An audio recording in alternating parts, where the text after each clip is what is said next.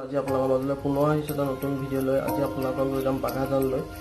বাঘাজানত যি 2006 চনতে oil India এটা খাট খান্দিছিলে, সেই খাটটো বৰ্তমান মেৰামতি কৰি থকা হৈছিলে। সেই খাটটো মেৰামতি কৰি থকা অৱস্থাতে তাৰ পৰা গেছ নিৰ্গত হ'বলৈ ধৰে। গেছ ইমানেই ভয়ানক ৰূপত ওলাবলৈ ধৰিলে যে তাৰ দাঁতি কাষৰীয়া অঞ্চলবিলাক সম্পূৰ্ণৰূপে গছ গছনি জলচৰিত আৰু পশু পক্ষী সকলোবোৰ মৰিবলৈ ধৰে আৰু অৱশেষত তাত জুই লাগে। ফলত এই অঞ্চলটো বৰ্তমান কাষ হৈ গৈছে। বাহিৰৰ পৰা বহুতো বিশেষজ্ঞ আহিছিল। বিশেষজ্ঞসকলেও এই গেছখিনি প্ৰতিৰোধ কৰিব নোৱাৰিলে, ফলত ইয়াত এনেদৰে জুই লাগিবলৈ ধৰে।